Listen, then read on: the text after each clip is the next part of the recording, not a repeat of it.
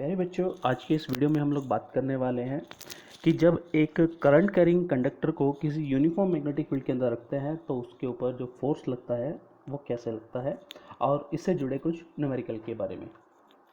ठीक है, तो देखो, जैसे कि हम लोगों ने इससे पहले वाली वीडियो के अंदर समझा था कि जब एक चार्ज मूव करता है किसी यूनिफॉर्म मैग्नेटिक फील्ड के अंदर, ठीक है, और डायरेक्शन मोशन वहाँ पर जो चार्ज का था वो बिल्कुल परपेंडिकुलर था मैग्नेटिक फील्ड के, तो हम लोगों ने देखा था कि वहाँ पर चार्ज पार्टिकल एक फोर्स एक्सपीरियंस कर रहा था और वो फोर्स की डायरेक्शन हम लोगों ने फ्लेमिंग के लेफ्ट हैंड रूल से दी थी। इन एट द मतलब कि हम कहें सेम सिचुएशन है, यहाँ पर चार्ज की बजाय यहाँ पर क्या है, हमारा करंट कैरिंग कंडक्टर है। अब करंट कैरिंग कंडक्टर के अंदर चार्ज ही तो फ्लो करता है। जब वो चार्ज फ्लो करेगा तो वो भी क्या एक्सपीरियंस करेगा, एक फोर्स एक्सपीरियंस करेगा। ठीक है प्यारे बच्चों, बात आप लोगों को थोड़ा सा समझ में आया। हम लोग यहाँ कह रहे हैं कि अज्यूम करके चलते हैं कि यहाँ पर हमारे पास एक मैग्नेटिक फील्ड है और इस मैग्नेटिक फील्ड की डायरेक्शन आप लोगों को नज़र आ रही है बिल्कुल परपेंडिकुलर इनवर्ट द पेज है, यानी कि ये जो बी है वो कहाँ है, inward to the page, page के बिल्कुल परपेंडिकुलर इनवर्ट है। यहाँ मैं लिख देता हूँ perpendicular inward to the page. अगर यहाँ पर कोई वायर हम लोग रखते हैं, ठीक है बच्चों, जैसे कि मैंने यहाँ वायर बनाया, अगर ये वायर हम लोग यहाँ रखते हैं, ठीक है, अभी इसके अंदर आई ज़ीरो है, तो आई ज़ीरो है तो यहाँ पे फोर्स भी बच्चों क्या होगा, ज़ीरो होगा। तो हम कह सकते हैं कि when no current flow through the conductor, when no current flow through the conductor, it experience a zero force. Zero force बोलने की वजह क्यों पड़ी बच्चों, क्योंकि यहाँ पर जब कंडक्टर के अंदर कोई करंट फ्लो नहीं कर रहा तो यहाँ पर जो चार्ज थे वो कहाँ पर थे, रेस्ट के ऊपर थे। अगर चार्ज रेस्ट पे है, चार्ज का वेलोसिटी अगर हम लोग ज़ीरो मानेंगे तो वहाँ फोर्स भी क्या होगा बच्चों, ज़ीरो होगा। ठीक है, फंडा क्लियर हुआ, बात समझ में आई आप लोगों के। कहते हैं कि एक वायर के अंदर अब करंट सेटअप कर देते हैं हम लोग, वायर के अंदर क्या कर देते हैं, करंट सेटअप कर देते हैं। ये हमारा अगेन यूनिफॉर्म मैग्नेटिक फील्ड हो गया बच्चों, ठीक है ना।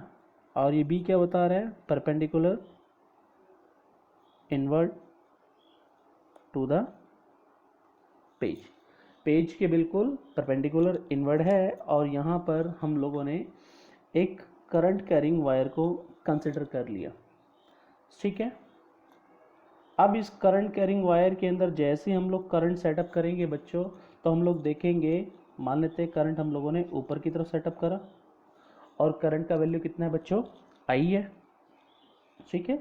करंट ऊपर की तरफ फ्लो कर रहा है, करंट की डायरेक्शन वर्टिकली अपवर्ड है, तो इसके ऊपर एक फोर्स लगेगा। और जो फोर्स लगेगा ना, तो हम लोगों ने देखा कि वो फोर्स की डायरेक्शन कुछ इस तरफ थी और हमारा जो कंडक्टर है वो बैंड होके कुछ ऐसा हो गया, ठीक है ना, यानी कि ये उसकी ओरिजिनल पोजीशन थी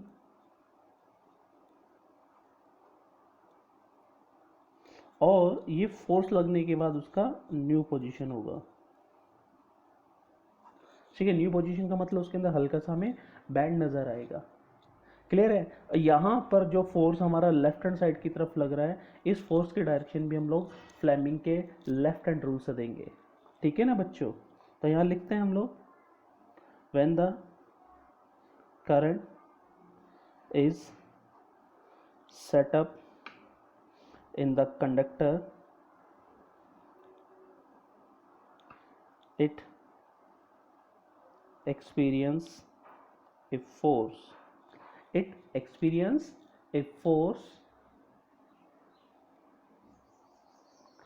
in the left direction, in the left direction,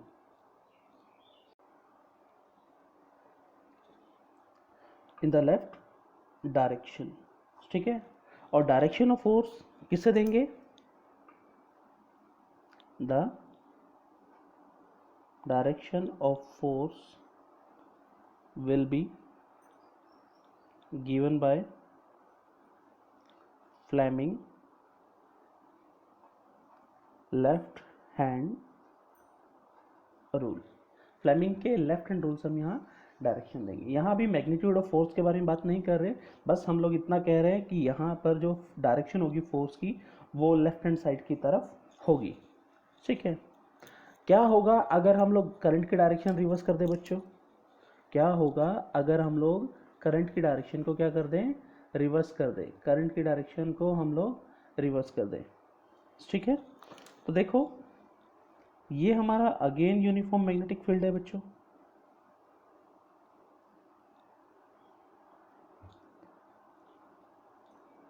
इस यूनिफॉर्म मैग्नेटिक फील्ड के अंदर बच्चों हम लोगों ने फिर से एक वायर रखा। हम दिखा रहे हैं कि यहाँ पर जो वायर का इनिशियल पोजीशन था ये होगा, और जो फाइनल पोजीशन हम लोगों को नज़र आएगा वो कुछ ऐसा नज़र आएगा।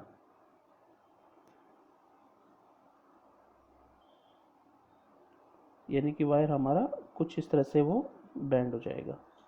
ठीक है, यानी कि फोर्स हम लोगों ने देखा अब उसकी तरफ किधर था? राइट हैंड साइड की तरफ था। ठीक है ना, तो हम लोगों ने क्या करा? when the direction of current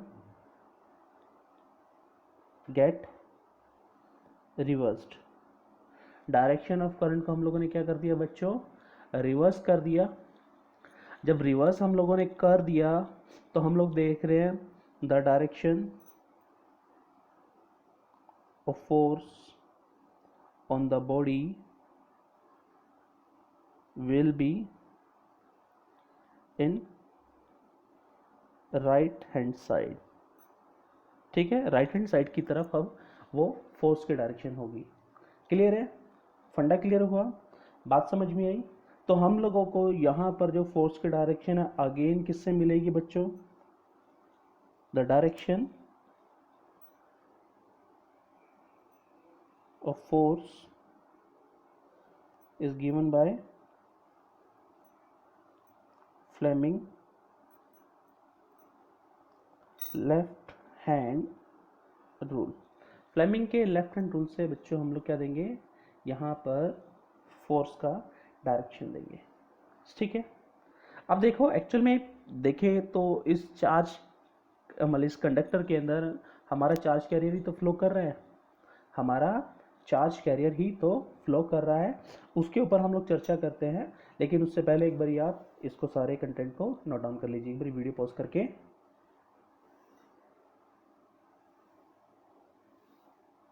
ठीक है,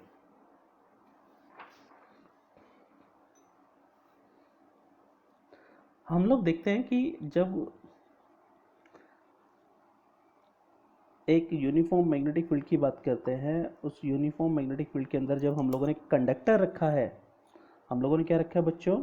ये सपोज करके चले हम लोग कंडक्टर रखा है, और इसके अंदर मान लेते हैं हमारे जो पॉजिटिव चार्ज कैरियर है वो आगे की तरफ मूव कर रहे हैं with the velocity V D. V D यहाँ पर क्या है बच्चों? ड्रिफ्ट वेलोसिटी है। क्या है बच्चों? Drift velocity. क्लियर? क्योंकि किसी भी कंडक्टर के अंदर जो चार्ज कैरियर मूव करता है उसका जो वेलोसिटी होता है उस वेलोसिटी को हम लोग बोलते हैं ड्रिफ्ट वेलोसिटी। ठीक है ना, फंडा क्लियर है? चार्ज जो मूव करता है किसी भी कंडक्टर के अंदर एक वेलोसिटी के साथ मूव करता है। ठीक है, उस वेलोसिटी को हम लोग ड्रिफ्ट वेलोसिटी बोलते हैं। ठीक है, ये ड्रिफ्ट वेलोसिटी हम लोगों ने क्यों बोला था? क्योंकि ये एक्सटर्नल इलेक्ट्रिकल फील्ड की वजह से एक डायरेक्शन से दूसरी डायरेक्शन की तरफ मूव करते हैं, यानी कि हमारे पॉजिटिव पोटेंशियल से नेगेटिव पोटेंशियल की तरफ मूव करते हैं। ठीक है ना, अब ये जो चार्ज कैरियर है, ठीक है, ये जो चार्ज कैरियर जब ऊपर की तरफ मूव कर रहा है तो फ्लेमिंग के लेफ्ट हैंड से देखेंगे तो डायरेक्शन तो इसके ऊपर किधर मिल जाएगा? हमें लेफ्ट हैंड साइड की तरफ मिल गया बच्चों। लेकिन जो फोर्स है, force on the charge is given bye, force की जो डायरेक्शन होगी बच्चों वो क्या हो, मतलब जो फोर्स का जो मैग्नीट्यूड होगा वो कितना होगा, क्यू वी बी होगा, ठीक है ना। ये जो फोर्स है, ठीक है ना, ये जो फोर्स है on charge due to the single charge, due to the single charge, यानी कि ये जो फोर्स है बच्चों हमें सिर्फ एक चार्ज की वजह से मिला है। लेकिन जब हम लोग बात करें हमारे कंडक्टर की, जब हम लोग बात करते हैं हमारे कंडक्टर की, तो हमारे कंडक्टर के अंदर n number of charge particle होते हैं। वो n number of charge particle कैसे निकालें, अज्यूम करके चलते हैं बच्चों, assume the number density,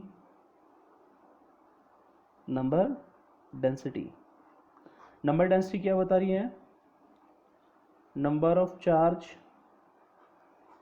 per unit volume, ठीक है। नंबर डेंसिटी को हम लोग स्मॉल n से रिप्रेजेंट करते हैं, किससे रिप्रेजेंट करते हैं बच्चों, स्मॉल n से, ठीक है ना। अज्यूम नंबर डेंसिटी हमारे पास है n है, हम लोग फिर लिख देते हैं बी एन, ठीक है। अब कहते हैं कि नंबर ऑफ इलेक्ट्रॉन या number of charge carrier, number of charge carrier in the conductor of length L and cross sectional area A B कितने होंगे, n, ये तो नंबर डेंसिटी होगी, इनटू में एरिया इनटू में लेंथ, यानी कि नंबर डेंसिटी इनटू में वॉल्यूम कर देंगे तो यहाँ पर हमारे पास नंबर ऑफ चार्ज कैरियर आ जाएंगे। तो फोर्स जो आएगा, फोर्स जो टोटल आएगा हमारे पास आ जाएगा n इंटू में a इंटू में l इंटू में q इंटू में, देखो वेलोसिटी क्या था, vd था बच्चों, इंटू में b। फंडा क्लियर है। अब n q a v d into में l इंटू में b। अब आप लोगों को याद आ रहा होगा एना वदिया करंट, एना वदिया करंट, तो देखो ए एन ई की जगह पे हम लोग क्यू मान सकते हैं, इंटू में वी डी वदिया करंट, यानी कि ये वैल्यू हमें क्या देगी, करंट को बताएगी, आई इंटू में एल इंटू में बी, यानी कि फोर्स हमारे पास जो आया किसी भी करंट कैरिंग कंडक्टर की वजह से, यानी कि जो फोर्स जो आया किसी भी कंडक्टर के ऊपर जिसके अंदर करंट हमारा आई फ्लो कर रहा है, वो आएगा F is equal to I L B. अगर इसको साइन थीटा के साथ हम लोग लिखते हैं, ठीक है ना, जनरल वे में लिखते हैं I L B sine theta, यहाँ पर आ जाता है, और थीटा हम लोगों को बताता है कि उस कंडक्टर के ऊपर फोर्स मैक्सिमम होगा या मिनिमम होगा, ठीक है ना। तो हम लोगों को पता है कंडीशन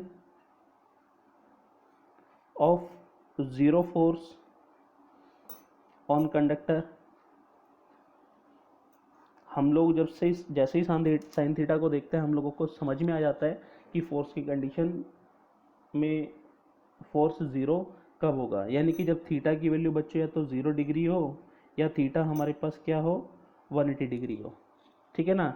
इट मीन्स जो हमारा कंडक्टर है वो पैरेलल है किसके, टू द मैग्नेटिक फील्ड के, और एंटी पैरेलल है, एक ही बात है पैरेलल या anti parallel to the magnetic field, ठीक है ना। ये पहली कंडीशन होगी। दूसरा कि जब आई की वैल्यू अगर ज़ीरो कर दें तो फोर्स भी बच्चों क्या हो जाएगा, ज़ीरो हो जाएगा। जब आई का वैल्यू ज़ीरो कर दें तो फोर्स भी क्या हो जाएगा, ज़ीरो हो जाएगा, ठीक है। कंडीशन पूछ ले मैक्सिमम फोर्स की, कंडीशन ऑफ मैक्सिमम फोर्स, तो हम कहेंगे कंडीशन जो आएगी मैक्सिमम फोर्स की, जब हमारे पास जो थीटा होगा वो 90 डिग्री होगा, उस केस में हमारे पास जो फोर्स होगा वो मैक्सिमम होगा, और वो होगा आई एल बी के, क्योंकि साइन थीटा 90 डिग्री है तो साइन 90 कितना हो जाता है बच्चों, 1 हो जाता है, उस केस में हमें जो फोर्स मिलेगा वो मैक्सिमम मिलेगा। ठीक है, फंडा क्लियर हुआ, बात समझ में आई? आगे बढ़ते हैं, लेकिन उससे पहले आप वीडियो को पॉज करके ये सारी चीज़ें नोट डाउन कर लीजिए।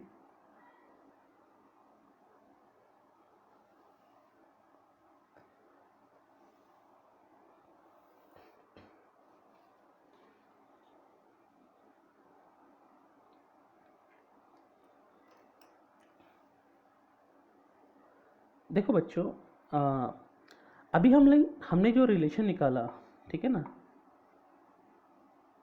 The force on current carrying conductor is F is equal to BIL sine theta. ठीक है ना, अगर इन वेक्टर फॉर्म इसको लिखते हैं तो ये बच्चों बन जाता है F I into L into में B। ठीक है, क्योंकि करंट हमारा स्केलर क्वांटिटी है तो हम जो लेंथ है उसको ऐसे ट्रीट कराते हैं वेक्टर की तरह, और ये वेक्टर कहलाता है करंट एलिमेंट, यानी कि I और L दोनों मिलकर एक वेक्टर बनाते हैं। ठीक है ना, और उसका क्रॉस प्रोडक्ट है हमारे पास मैग्नेटिक फील्ड के साथ। तो इन दोनों का जो क्रॉस आएगा वो हम लोगों को क्या देगा, फोर्स देगा, और फोर्स की डायरेक्शन इस तरह से होगी कि वो फोर्स हमारा लेंथ के भी बिल्कुल परपेंडिकुलर होगा और हमारे मैग्नेटिक फील्ड के भी बिल्कुल परपेंडिकुलर होगा। और यहाँ पर जो डायरेक्शन हम लोगों ने ली थी वो फ्लेमिंग के लेफ्ट हैंड रूल से ली थी। ठीक है ना, फ्लेमिंग का लेफ्ट हैंड रूल आप लोगों को याद है कि हम लोगों ने ऐसे थंब बनाया था। ठीक है ना, यहाँ पर ये हमारी इंडेक्स फिंगर थी, ये हमारी मिडल फिंगर थी बच्चों, और ये हमारी बची 2 उंगलियां थी।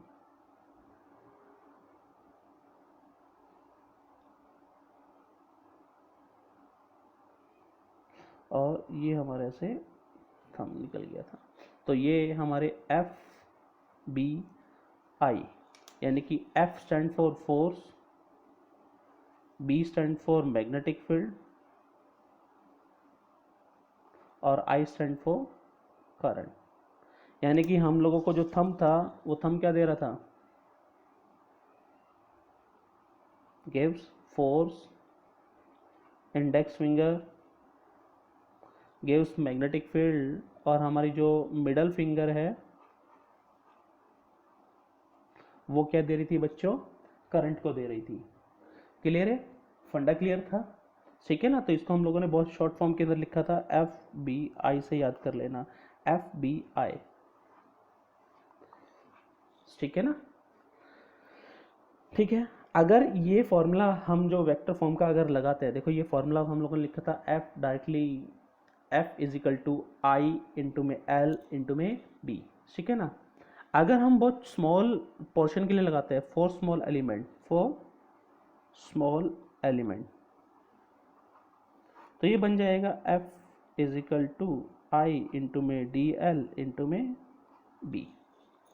क्लियर है? इसके साथ साथ हम लोगों ने ये बात भी ध्यान में रखनी है कि जो अबव रिलेशन है, जो ये रिलेशन हम लोगों ने लिखा है, जो अबव फॉर्मूला है,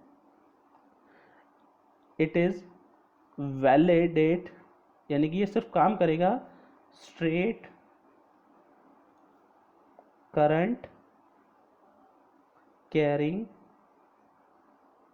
कंडक्टर के लिए। ठीक है, स्ट्रेट करंट कैरिंग कंडक्टर के लिए ये फॉर्मूला हमारा काम करेगा।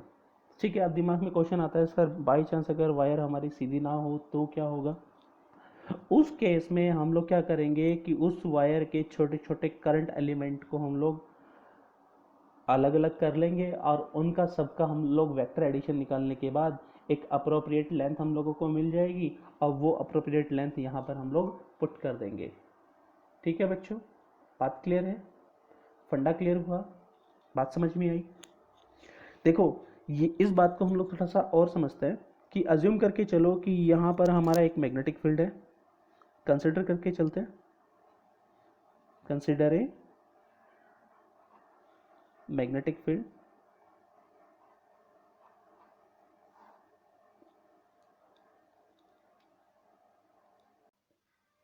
देखो हम कंसिडर करते हैं एक मैग्नेटिक फील्ड, ठीक है, जो परपेंडिकुलर है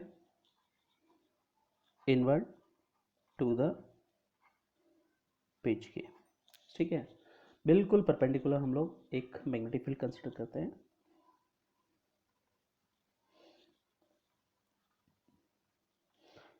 ठीक है, और इसमें कोई आर्बिट्री हम लोग वायर कंसिडर कर लेते हैं, कोई भी शेप की, ठीक है। ये हमारे पास कोई वायर होगी, मैं इसको नाम दे देता हूँ, यहाँ से शुरू हो रही है, ये कोई बीच में सेक्शन आ गया बी और लास्ट में सी, और इसके अंदर हम लोग कंसिडर करके चलें कि करंट कितना फ्लो कर रहा है बच्चों, आई अमाउंट का यहाँ पर करंट फ्लो कर रहा है, आई अमाउंट का यहाँ पर करंट फ्लो कर रहा है। अब देखेंगे यहाँ पर अगर इस वायर के ऊपर फ्लेमिंग का लेफ्ट हैंड रूल लगाते हैं तो हर जगह पे देखेंगे फोर्स की डायरेक्शन हम लोगों को अलग अलग मिलेगी, ठीक है ना, फोर्स की डायरेक्शन हम लोग क्या मिलेगी, अलग अलग, क्योंकि यहाँ पर इस सेक्शन पे लगाता हूँ तो फोर्स इधर मिलेगा, इस सेक्शन पे लगाता हूँ फोर्स इधर मिलेगा, इस वाले सेक्शन में लगाता हूँ फोर्स इधर है, ठीक है ना। तो हर पोर्शन के ऊपर हमें क्या मिलेगी, फोर्स की डायरेक्शन अलग अलग मिलेगी। तो हम लोग क्या करते हैं कि जो फोर्स का जो फॉर्मूला है हम लोगों ने लिखा था integral of I dot D L into में बी, हम लोग क्या करते हैं कि यहाँ पर छोटे छोटे एलिमेंट कंसिडर करते हैं, D L one, D L to, और ऐसे करते करते हम लोग लास्ट तक पहुँच जाते हैं ये डी एल एन तक, ठीक है। अब मैं यहाँ पर क्या करूँगा, इन सभी के जो छोटे छोटे करंट एलिमेंट हमने कंसिडर करे हैं इन सब का हम लोग क्या करेंगे, वेक्टर सम करेंगे। वेक्टर सम करने का मतलब आप समझो कि ये हमारे पास पहला वेक्टर था, ये दूसरा वेक्टर था, ये तीसरा वेक्टर था, ये चौथा वेक्टर था।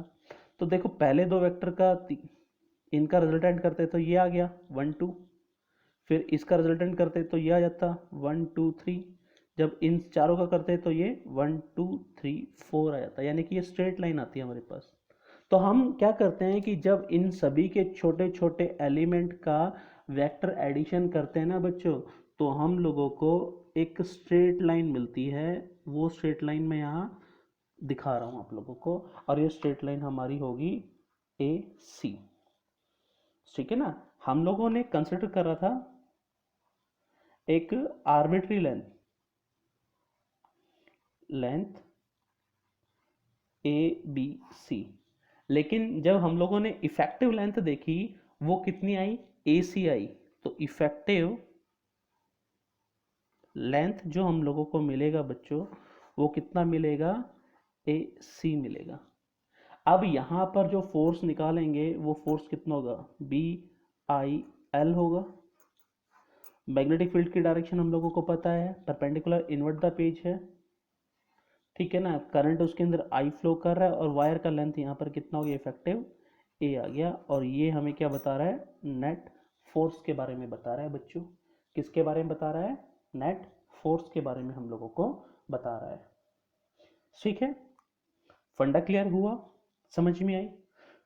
अगर यहाँ पर एक चीज ध्यान में रखना कि आप लोगों को बोल दे कि हमारे पास अगर एक क्लोज लूप आ जाए, क्या था, एक क्लोज लूप, ये तो ओपन था, ठीक है ना। अगर ऐसा हो कि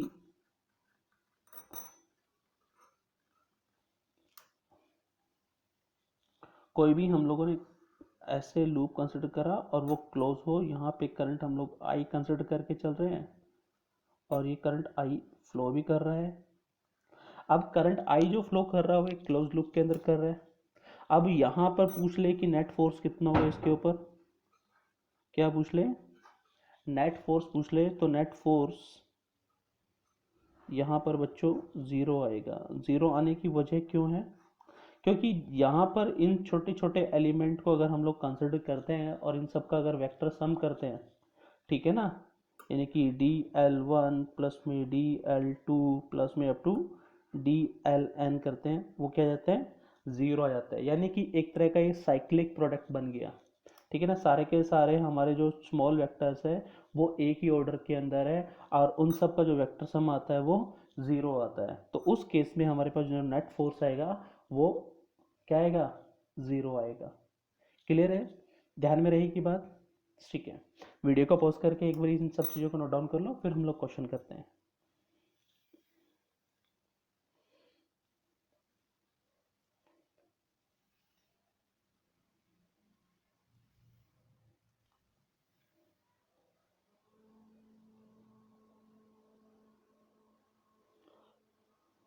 ठीक है,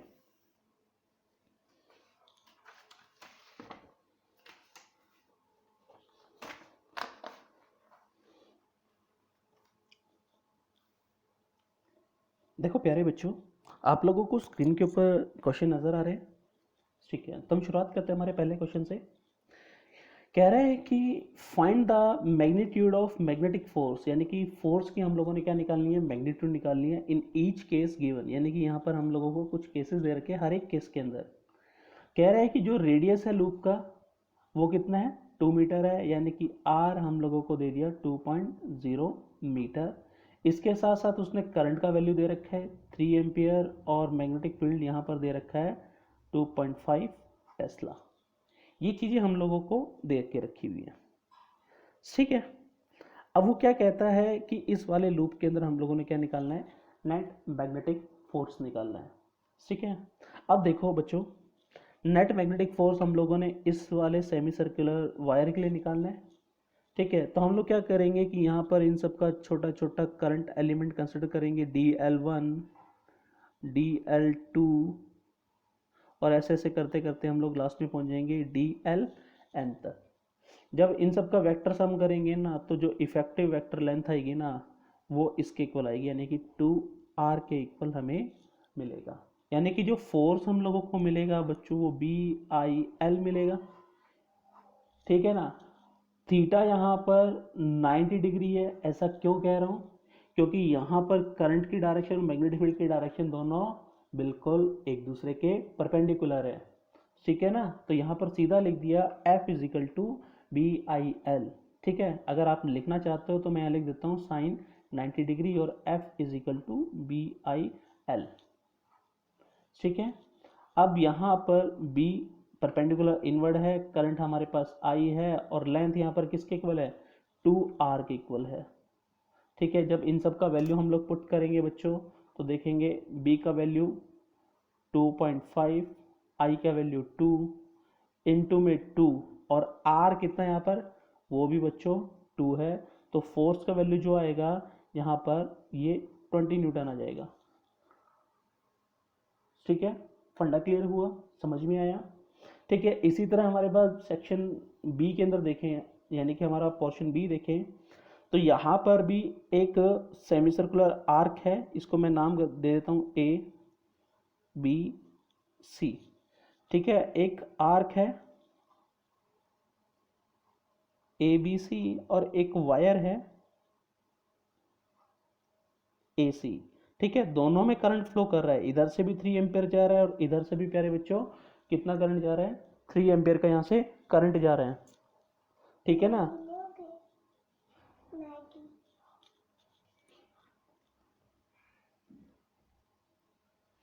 ठीक है प्यारे बच्चों, दो वायर है यहाँ पर, देखो इसकी वजह से हम लोगों ने अभी निकाला, यानी कि force due to the arc ABC की वजह से जो आएगा वो BI इंटू में 2R आ जाएगा। और यहाँ पर जो इन सब का वैल्यू पुट करेंगे बच्चों तो 2.5 इंटू में 2 इंटू में 2 इंटू में 2, यानी कि FABC आर्क की वजह से आ गया 20 न्यूटन। क्लियर है, अब FAC इसकी वजह से कितना होगा, BIL। अब ये L की लेंथ कितनी है, इसकी भी 2L है, यानी कि ये BIL इंटू में 2R, और इसको जब भी सॉल्व करेंगे ये भी कितना आएगा, 20 न्यूटन का आएगा। ठीक है ना, तो ओवरऑल फोर्स देखेंगे F नेट, अगर हम लोग इस लूप के ऊपर देखेंगे तो आएगा FABC प्लस में FAC, यानी कि 20 प्लस 20 यहाँ पर 40 न्यूटन का यहाँ पर फोर्स हो गया। ठीक है प्यारे बच्चों, बात समझ में आई। इसी तरह हमारे पास अगेन एक लूप है।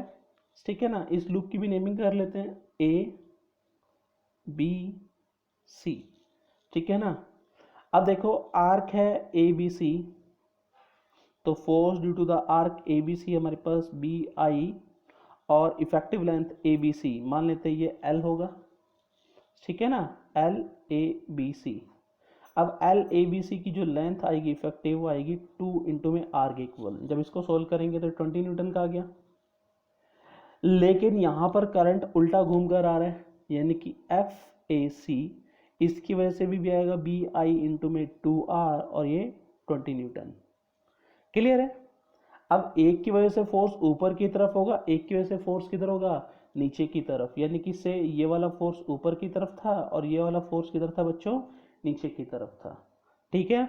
तो यहां पर जो नेट फोर्स आएगा F A B C plus में एफ ए सी, वो यहाँ पर 0 न्यूटन हो जाएगा, क्योंकि डायरेक्शन का सेंस क्या हो गया, अपोजिट हो गया।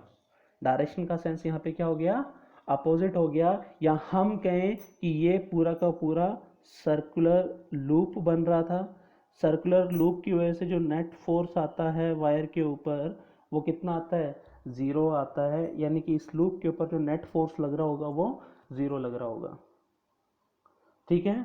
फंडा क्लियर है, बात समझ में आई, ठीक है। आगे बढ़ते हैं। एक चीज इसमें हम लोगों ने ध्यान में रखनी है बच्चों, अगर आप लोगों से कभी ऐसा पूछ ले, वैसे होगा, हम लोग थोड़ा लेट इसको डिस्कशन करेंगे, कि अगर हम लोग मान के चलें कि यहाँ पर हमारे पास मैग्नेटिक फील्ड की डायरेक्शन इस तरफ है, ठीक है ना, और इसके अंदर हम लोगों ने ऐसे लूप कंसिडर कर लिया, ठीक है। करंट उसके अंदर चाहे हम लोग क्लॉकवाइज कराए चाहे एंटी क्लॉकवाइज, ठीक है ना। तो हम लोग देखेंगे कि ये जो लूप है और इस लूप की हर एक जो एलिमेंट है, वायर की जो लेंथ है, वो मैग्नेटिक फील्ड के बिल्कुल परपेंडिकुलर है। यानी कि हम कहें कि लूप मैग्नेटिक फील्ड की डायरेक्शन ऐसे थी, ठीक है ना, पेन की जो निप है वो डायरेक्शन दे रही है, और यहाँ पर एक वायर नीचे वाली ऐसे, फिर ये लंबी ऊपर, फिर ये ऐसे और उधर ऐसे, तो एक रेक्टेंगल बना रही थी। तो हम देख रहे थे कि हर एक पॉइंट यहाँ पर क्या था, बिल्कुल परपेंडिकुलर था, यानी कि हर एक वायर का जो लेंथ था वो मैग्नेटिक फील्ड के बिल्कुल परपेंडिकुलर था।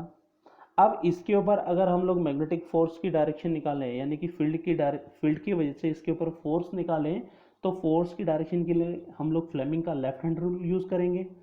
फ्लेमिंग के लेफ्ट हैंड रूल को अगर हम लोग अप्लाई करते हैं, देखो ये हमारा बी हो गया, ये हमारा करंट हो गया, यानी कि हम लोग इसको नाम देते हैं ए बी सी डी, यानी कि ए बी के लिए अप्लाई करते हैं तो हमारा फील्ड इस तरफ है, करंट ऊपर की तरफ है, तो फोर्स कहाँ होगा, फोर्स कहाँ होगा, अंदर की तरफ।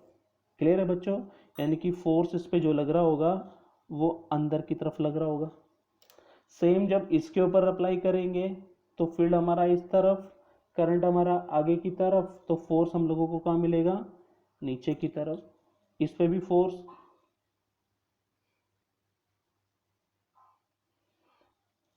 इस पे भी फोर्स अंदर की तरफ, इसके ऊपर भी फोर्स अंदर की तरफ, यानी कि हम देख रहे हैं कि जो चारों फोर्स हैं वायर के ऊपर, मैं थोड़ा सा सेगमेंट ऐसे बड़ा बना के दिखा देता हूँ, फोर्स ऐसे काम कर रहा है सभी के ऊपर, ठीक है ना, सभी के ऊपर फोर्स अंदर की तरफ काम कर रहा है। अगर इन सब का सम करते हैं तो यहाँ पर जो नेट फोर्स आता है वो 0 आता है। नेट फोर्स क्या आता है बच्चों, 0 आता है। क्लियर है, फंडा क्लियर हुआ। लेकिन ध्यान में रखना कि अगर ऐसा हो, अगर ऐसा हो कि हमारी जो मैग्नेटिक फील्ड की डायरेक्शन वो इस तरफ हो, ठीक है ना, और इसके अंदर हम लोगों ने एक लूप रख दिया, लूप इस तरह से रखा कि वो इसी प्लेन के अंदर लाई कर रहा है जिस प्लेन के अंदर हमारा मैग्नेटिक फील्ड लाई कर रहा है, और नाम इसको दे दिया P Q R S. Current हम लोगों ने ऐसे फ्लो करा दिया बच्चों। अब यहाँ पर देखें मैग्नेटिक फील्ड में और करंट एलिमेंट में यहाँ तो 90 डिग्री का एंगल बन रहा है, यहाँ पे भी एंगल 90 डिग्री का बन रहा है, लेकिन यहाँ जो एंगल वो थीटा कितना है, 0 डिग्री, यहाँ पर भी थीटा कितना है, 0 डिग्री। क्लियर है। इस वाली वायर पी क्यू के ऊपर अगर हम लोग फ्लेमिंग का लेफ्ट हैंड रूल लगाते हैं, फ्लेमिंग का लेफ्ट हैंड रूल अप्लाई करते हैं तो हम लोग देखेंगे कि यहाँ पर जो फोर्स मिलता है वो परपेंडिकुलर इनवर्ड मिलता है और इसके ऊपर परपेंडिकुलर आउटवर्ड मिलता है। ठीक है ना। नेट फोर्स तो यहाँ पर अगर कोई पूछे तो हम लोग जीरो तो बोल देंगे, लेकिन ये दोनों फोर्स है ना, इनका लाइन ऑफ एक्शन अलग अलग है। यानी कि यहाँ पर जो टॉर्क है वो जीरो नहीं होगा। टॉर्क जीरो नहीं होगा तो यहाँ पर क्या मिलेगा बच्चों, एक तरह का रोटेशनल इफेक्ट हम लोगों को देखने को मिलेगा। और ये रोटेशनल इफेक्ट ही हमारा आगे जाके प्रिंसिपल बनेगा मोटर का। ठीक है ना। जब एक करंट कैरिंग कॉयल किसी यूनिफॉर्म मैग्नेटिक फील्ड के अंदर घुमाते हैं यानी कि रखते हैं तो उसके ऊपर फोर्स लगता है और उस फोर्स की वजह से वो गोल गोल घूमना शुरू कर देती है। ठीक है। ये बेसिक फंडा है जो अभी हम लोगों को यहाँ समझ में आ रहा है, लेकिन हम लोगों ने अपने 10th क्लास में या 9th क्लास में हमने इसको सिर्फ एक आइडियोलॉजी की तरह इसको समझा था। ठीक है। फंडा क्लियर हुआ। हम आगे बढ़ते हैं हमारे नेक्स्ट क्वेश्चन की तरफ, लेकिन उससे पहले ये सारी चीजें एक बार आप नोट डाउन भी कर लीजिएगा।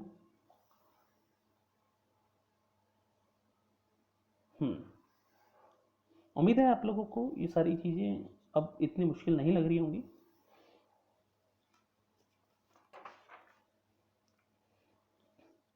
क्वेश्चन बहुत प्यारे हैं।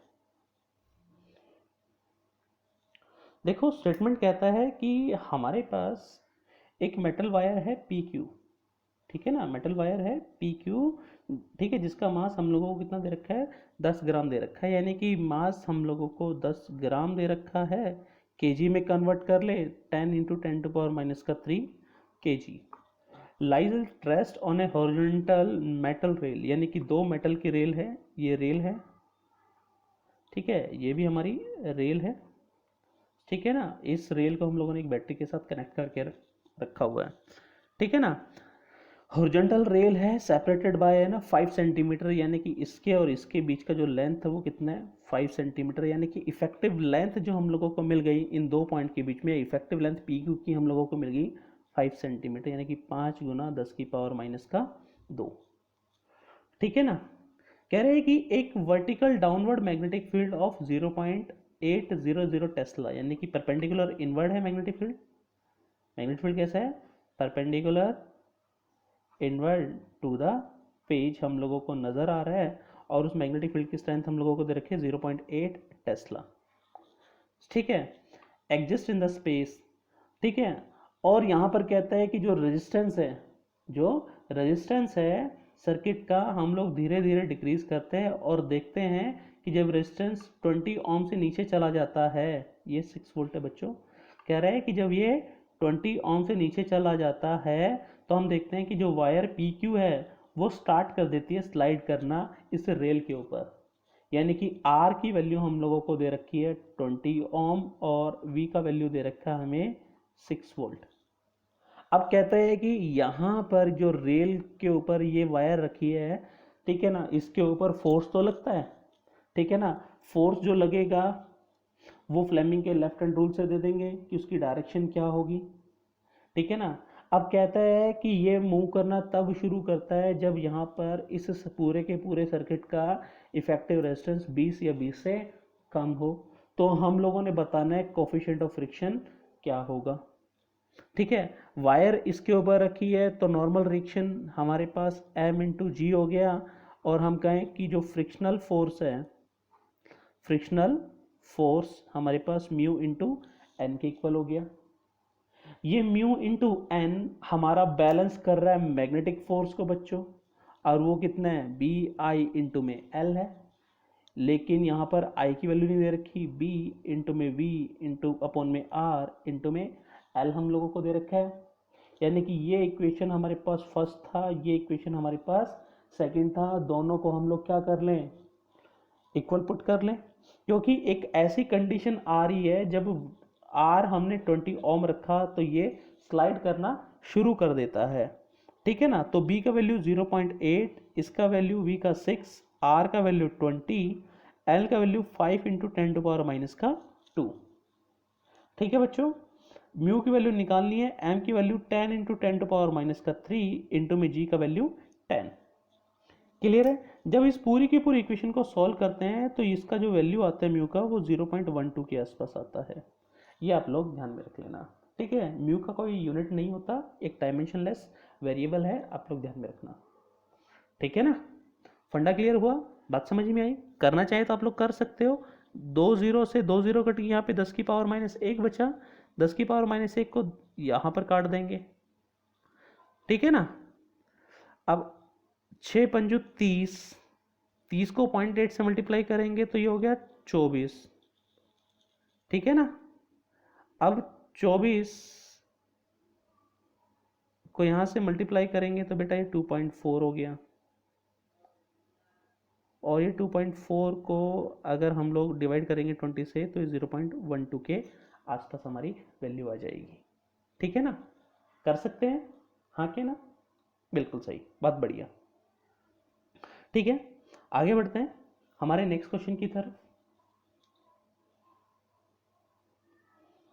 कह रहे हैं कि एक मेटालिक रॉड है, ठीक है। क्या है हमारे पास, एक मेटालिक रोड है जिसका मास पर यूनिट लेंथ हम लोगों को दे रखा है 0.5 kg, यानी कि m/l हम लोगों को दे रखा है 0.5 kg पर मीटर।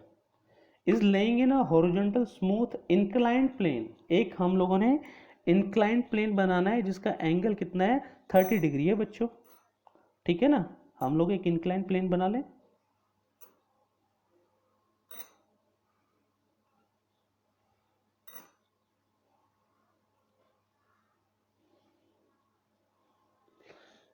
ठीक है, ये एक इंक्लाइन प्लेन बना लिया,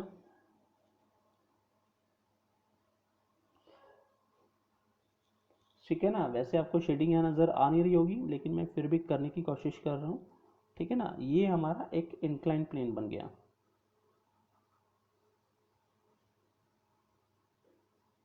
ठीक है ना। ये हमारा एक इंक्लाइन प्लेन बन गया, और ये इंक्लाइन प्लेन हमारा हॉरिजॉन्टल के साथ एंगल कितना बना रहा है, 30 डिग्री का बना रहा है, ठीक है। अब कह रहे हैं कि the rod is not allowed to slide down by the flowing the current through it, ठीक है ना। यानी कि हम कहें कि यहाँ पर एक वायर हम लोगों ने रखी, इस वायर के अंदर से करंट फ्लो करा रहे हैं, और करंट का जो अमाउंट है, करंट का अमाउंट ही तो निकालना है कि the rod is not allowed to slide down by flowing the current through it when a magnetic field induction 0.25 tesla is acting on it in vertical direction. यानी कि प्यारे बच्चों, यहाँ पर जो मैग्नेटिक फील्ड है वो बिल्कुल परपेंडिकुलर है,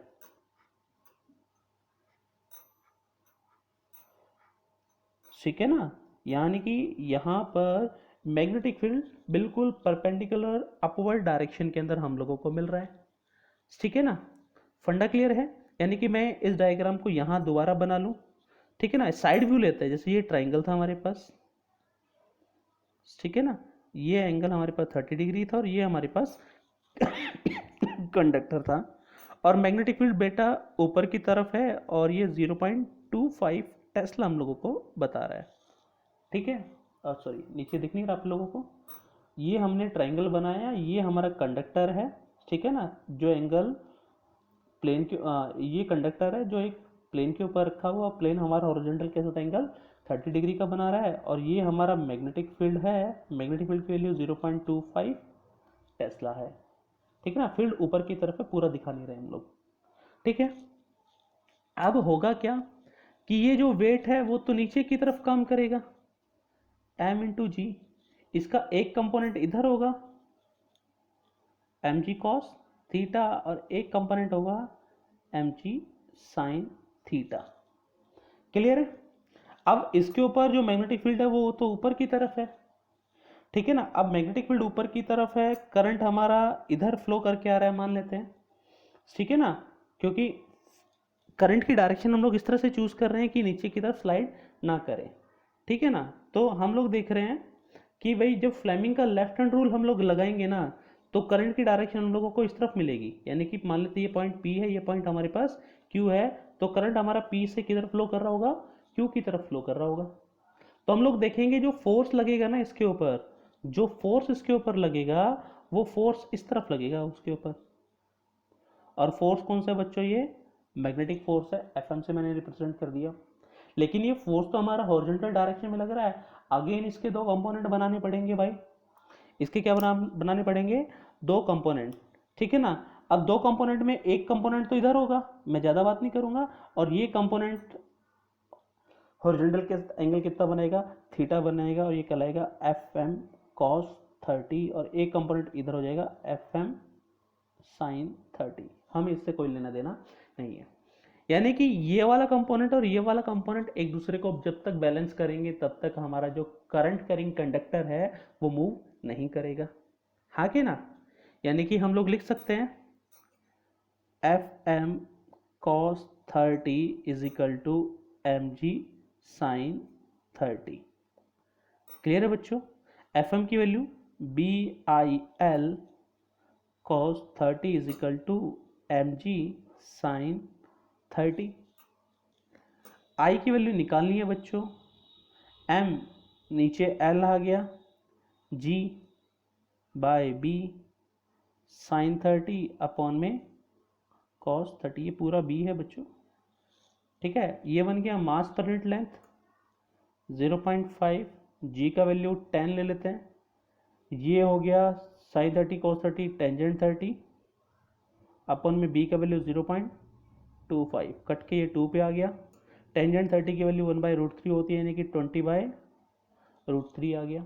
यानी कि यहाँ पर जो I की वैल्यू आएगी वो 11.32 एम्पियर आएगी जब सॉल्व कर लेंगे इसको 20/√3 को, ठीक है। जब हम अपना ऑप्शन चेक करेंगे तो हमारा ऑप्शन जो है वो डी हम लोगों को करेक्ट मिलेगा, और ये हमारा आंसर होगा, ठीक है। फंडा क्लियर हुआ? बात समझ में आई आप लोगों के? बहुत बढ़िया। आगे बढ़े हमारे नेक्स्ट क्वेश्चन की तरफ।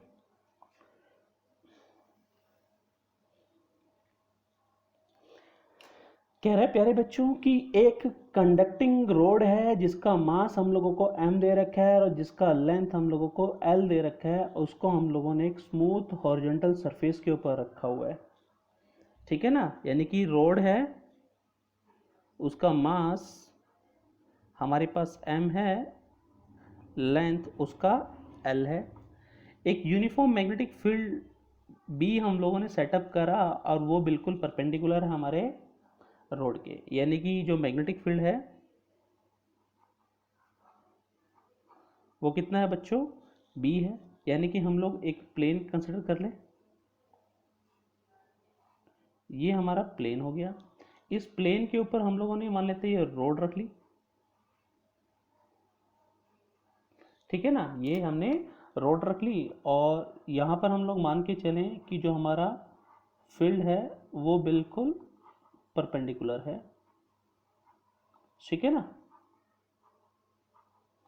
ये हमारा मैग्नेटिक फील्ड हो गया और इस रोड के बिल्कुल परपेंडिकुलर हो गया, क्लियर है। और मान लेते हैं कि इसमें जो करंट फ्लो करके आ रहा है वो इस तरफ करके आ रहा है, और उसका अमाउंट हम कितना मान लें? आई मान लेते हैं, ठीक है। आई तो नहीं कह रहा, लेकिन सॉरी स्टेटमेंट एक बार फिर से पढ़ लेते हैं, आई नहीं है। कह रहे कंडक्टिंग रोड है जिसका मास m है, लेंथ l है, और उसको हम लोगों ने एक स्मूथ सरफेस के ऊपर रखा है, यानी कि फ्रिक्शन इसका 0 होने वाला है, ठीक है ना। फ्रिक्शन 0 है, और उसके ऊपर एक मैग्नेटिक फील्ड B काम कर रहा है जो बिल्कुल परपेंडिकुलर है हमारे कंडक्टिंग रोड के ऊपर। कह रहे हैं कि जैसे ही charge Q is suddenly pass through the road, जैसे ही चार्ज Q उसके अंदर पास कराते हैं, ठीक है, ये रोड एक वेलोसिटी एक्वायर कर लेती है v, ये रोड एक वेलोसिटी एक्वायर कर लेती है v ऑन द सरफेस। तो पूछ रहा है ये चार्ज का अमाउंट कितना होगा, ये चार्ज का अमाउंट कितना होगा। तो हम मान के चलें कि इनिशियली ये कहां पर था? At rest. तो P इनिशियल यहां पर क्या था? 0, यानी कि इनिशियल मोमेंटम। P इनिशियल का मतलब इनिशियल मोमेंटम है बच्चों, 0 है। फाइनल मोमेंटम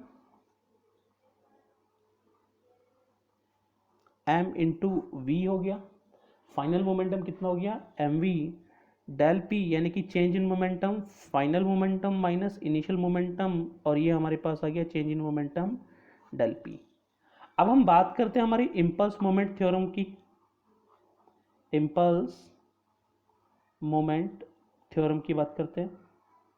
वो क्या बताती है, एफ डॉट डी टी का integration is equal to M into V, यानी कि चेंज इन मोमेंटम की इक्वल होता है, चेंज इन मोमेंटम के इक्वल होता है।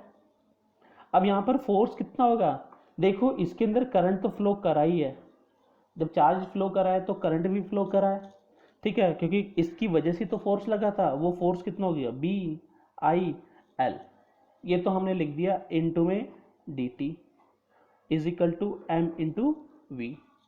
अब आई इंटू में डी टी क्या कहलाएगा, क्यू कहलाएगा, बी इंटू एल इंटू में Q is equal to M into we.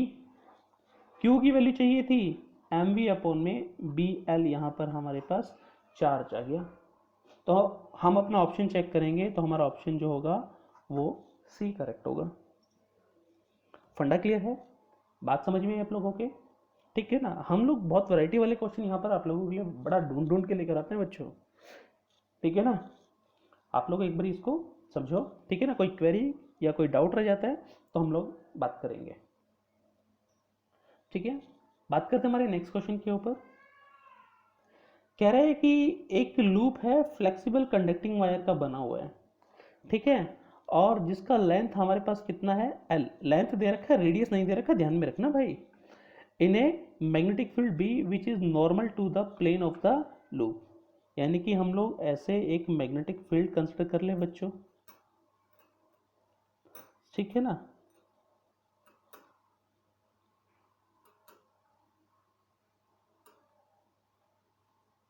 ठीक है, और ये हमारा कोई लूप था,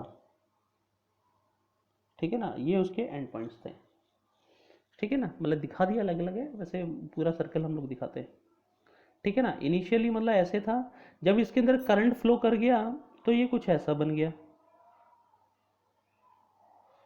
ऐसा क्यों बन गया, क्योंकि यहाँ पर होगा क्या कि जैसे जैसे इसके ऊपर करंट फ्लो करेगा तो इसके ऊपर फोर्स लगेगा ऐसे, यहाँ पर करंट फ्लो करेगा तो फोर्स ऐसे लगेगा, यानी कि ये स्ट्रेच होके एक बिल्कुल सर्कल जैसा शेप ले लेगा, ठीक है ना, बिल्कुल सर्कल जैसा शेप ले लेगा। यानी कि इसकी जो लेंथ थी वो एल थी, और वो एल लेंथ की जो शेप थी वो एक सर्कल के रूप में आ गई, और हम मान लेते हैं कि उसने जो रेडियस था वो कितना बना लिया, आर बना लिया, यानी कि जो सर्क्यूमफेरेंस है 2πr वो किसके इक्वल हो गया, एल के इक्वल हो गया। ये बात ध्यान में रखना, और आर हमारे पास आ गया एल अपन में 2π के, ठीक है। मैं ये वाली चीजें क्यों कर रहा हूं, कह रहे हैं कि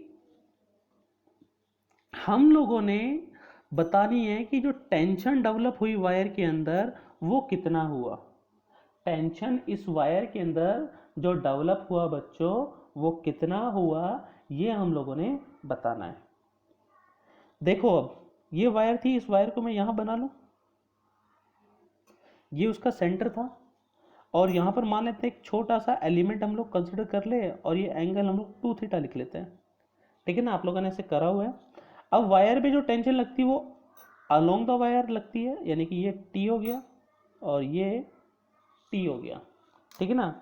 बीच में से ऐसे कट करते हैं हम लोग तो ये एंगल थीटा, ये एंगल थीटा, तो ये वाला जो कंपोनेंट है ये कहलाएगा टी कॉस थीटा, ये वाला कंपोनेंट कहलाएगा टी साइन थीटा। इसी तरह ये वाला कंपोनेंट टी कॉस थीटा, और ये वाला कंपोनेंट टी साइन थीटा। यानी कि हॉरिजॉन्टल कंपोनेंट एक दूसरे को क्या कर रहे हैं, बैलेंस कर रहे हैं, लेकिन जो वर्टिकल कंपोनेंट है 2t साइन थीटा, ये क्या कर रहे हैं, हमारे जो मैग्नेटिक फोर्स था जो इस छोटे से एलिमेंट के ऊपर डी एल के ऊपर लग रहा था, इस पूरी की लेंथ हम लोग कितनी मान के चल रहे हैं, डी एल, इसके ऊपर जो लग रहा था इसको वो बैलेंस कर रहे हैं, और मैग्नेटिक फोर्स था F M 2t sine theta. F M कितना था, बी आई इंटू में लेंथ कितनी इसकी, डी एल, क्योंकि हम लोग ये लेंथ ऑलमोस्ट स्ट्रेट मान के चल रहे हैं। यहाँ फिगर में बेशक से हम लोगों ने थीटा इंटू थीटा या 2 थीटा एंगल बहुत बड़ा लग रहा होगा, लेकिन एक्चुअल प्रैक्टिस में ये थीटा एंगल बहुत छोटा होता है भाई, ठीक है ना। यानी कि थीटा या 2 थीटा वेरी वेरी स्मॉल है, तो साइन थीटा को हम लोग वेरी स्मॉल, साइन थीटा को हम लोग थीटा लिख सकते हैं, तो इसको लिख सकते हैं 2t theta is equal to B I into में डी एल। ठीक है, t इंटू में 2 theta is equal to B I into में डी एल। अब जो एंगल होता है, एंगल जो होता है बच्चों वो होता है आर्क अपॉन में रेडियस। एंगल कितना है 2 थीटा, आर्क कितनी है डी एल, रेडियस कितना है आर। यानी कि हम लोग देखो 2 आगे ले आए थे तो t ये हो गया आर्क, डी एल हो गई, रेडियस कितनी होगी यहाँ पे आर होगी, बी आई इंटू में डी एल। डी एल से डी एल को काट दिया, यहाँ पर t आ गया हमारे पास बी आई इंटू में आर, और बी आई आर की वैल्यू यहाँ पे पुट कर सकते हैं एल अपॉन में 2 पाई।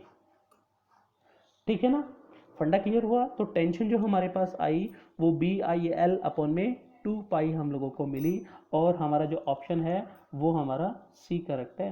ठीक है, ये क्वेश्चन बेटा जेई का भी था, लेकिन मैं यहाँ लिखना भूल गया कि कौन से ईयर का था ये। ठीक है, ऐसा क्वेश्चन ये जेई के अंदर एडवांस मेन या एडवांस के किसी क्वेश्चन के अंदर आके भी रखा हुआ है। ठीक है, आप लोग करिएगा, कोई क्वेरी या कोई डाउट रहे तो आप लोग मुझसे पूछिएगा। ठीक है, एक बारी वीडियो को पॉज करके आप लोग नोट डाउन कर लीजिए, कोई क्वेरी है तो मुझसे पूछ लीजिएगा। ठीक है, थैंक यू।